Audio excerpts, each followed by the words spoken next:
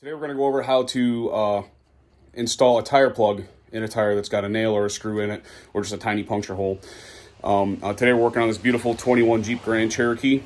Beautiful brand new car, not very many miles on it. The only thing that can go wrong with it at this point is a hole in the tire. So here we go. So I've already got it jacked up using the differential, got both wheels off the ground. I recommend using jack stands, especially if you're not really comfortable doing this. This type of tire plug project is something you could do with the vehicle on the ground.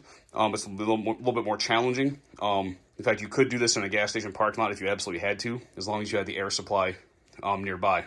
So I'll show you how to find the hole now. Okay, so what I got inside this spray bottle is just a couple squirts of dish soap, and the rest is water. And this gives me a nice foamy solution. You can use any type of cleaner. You can use glass cleaner probably. You can use something you can find at a gas station, anything that would produce a little bit of bubbles for you. So basically, the plan here is you're going to spray the sudsy solution on the tire, okay?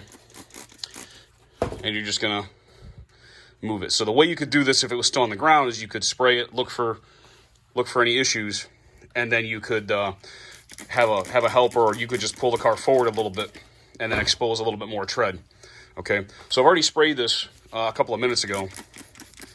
And so as you see right here, where all these bubbles are forming, this is where the actual puncture is. So as I spray the extra bubbles away, it helps you end up narrowing it down to exactly where the hole is. Okay? So that's what we're gonna fix today. So if you were on the ground, if the car was on the ground, what you could do is then you could back the car back up, okay, and point the puncture down, so you could actually reach it from underneath the back of the car. That's how you could patch it without even jacking the car up. What I'm going to do today, just for the sake of ease, I'm going to pull this tire off and show you how we're going to patch it now. Okay, so we got the wheel off, and we see it's still just a bubbling, okay? So I'll walk you through the tools first, okay? So we're going to use one of these tools. These could be called reamers, right? We're going to put this into the hole, make the hole slightly bigger, and clean out the edges of the hole so they're smooth. These are just a couple different styles of the same tool, basically. Then we're going to go ahead and take one of these tire plugs, which is a long strand of rubber goopiness. That gets threaded through the tip of this tool and have it sort of halfway, right? So you're going to have it like halfway like that. You're going to glob some rubber cement on it, shove it into the hole in the tire that you just made larger and cleaned out, so that part of this still protrudes, right? So you have two tails basically sticking out still. And once that is at that point, then you yank this back out quickly, and this is split at the tip. You can probably see that. That'll let the plug stay in even though you're ripping the tool back out. Then you'll take some something like diagonal cutters or a razor knife or pocket knife, whatever you have, and just cut the excess plug flush. So I'll just do that process right now, put the camera on the tripod. I'll show you what that looks like. Okay, so because I'm going to want this ready when the time comes, I'm going to start threading this through this tool.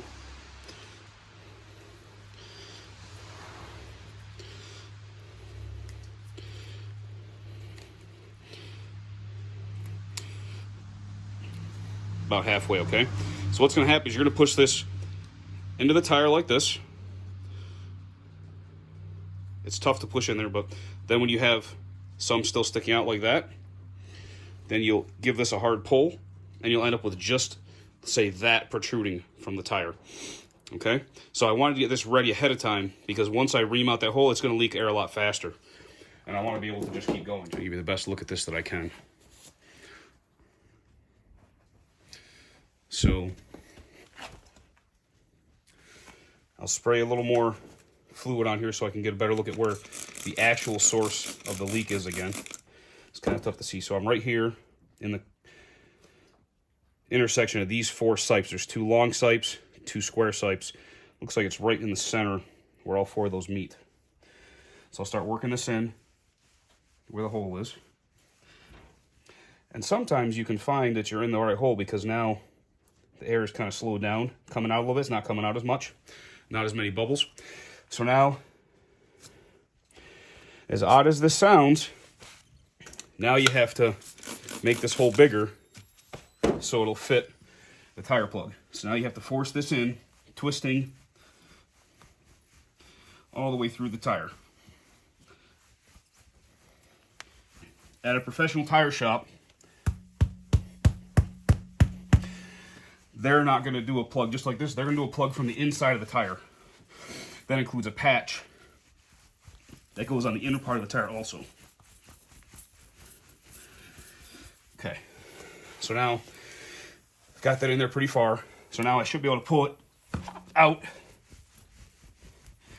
and you can spin. It's actually sort of sanding the inside of this hole as we go too, right? So this was a really small hole before I got involved. But you want to make sure that your tire plug is going to go in there now.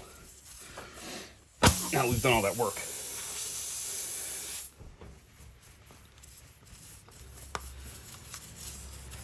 Okay, so now I'm going to get this ready, put some rubber cement on it, pull this out, and start pushing that plug in.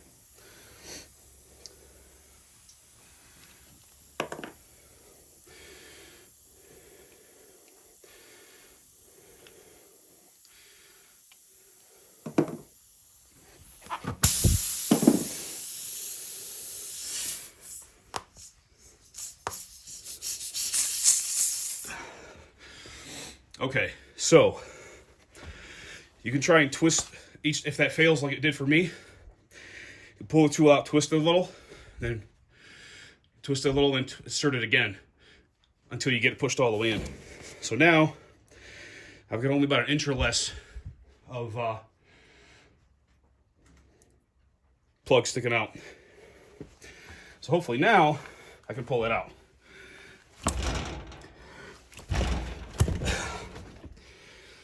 There we go. And now we've got that sticking out of the tire for right now. So now I'll shoot a couple sprays of water on it. Soapy water. And now you can see we're not leaking anymore. That tire's sealed.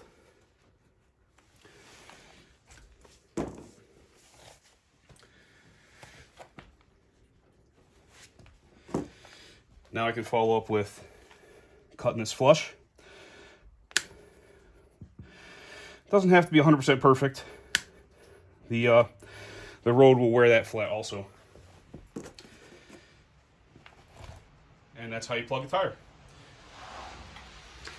Okay, so if you don't find any holes in your tread, the other two potential leaks on a tire that are most common, one is going to be called a bead leak. This is the bead of the tire where it meets the rim. That's supposed to be totally sealed and pushed against the rim. So the way you'd look for a bead leak is you use the soapy water again we discussed, a little bit of dish soap in a spray bottle. Just spray that around the bead. And if you're sure that this is where your leak is going to be, these can sometimes be slow. So you may need to walk away for 5, 10, 15 minutes and wait for bubbles to really form. You might not see a bead leak immediately, so you might need to step away. You can do this on both sides of the tire because there's a bead on both sides of the tire and the rim. Another potential leak is what's called the valve stem core. Okay, so the center of the valve stem can be removed with a valve core tool, and basically it goes in, twist it to the left, and you can take out the whole center core of that valve stem, and it looks something like this once you take it out. These are valve cores, okay? I'm not going to loosen this one because it's not leaking, but you would look for a leak there the same way, right?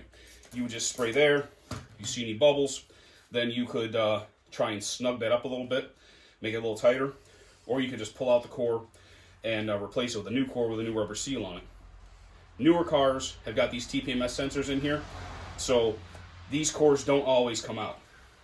If you find that you have a valve core leak inside this here, I'd recommend maybe taking it to a garage and let them figure out if they can replace just the core or if they got to replace this whole sensor assembly, depending on the vehicle that you have. Also, you can have a valve stem leak around the base of this valve stem. But once you spray this here, you're going to get soapy water here anyway, so you're going to be able to see the bubbles there. So that's a couple other possibilities. What's more rare is actually a cracked rim. Sometimes you might have a leak actually inside the surface of the rim. I don't think I've ever seen that in my cars, but I have heard about it before. The same process applies. You would use some soapy water, spray it down, and look for the bubbles. So those are some other ideas if you're sure that your tread doesn't have a leak in it because you've already checked it.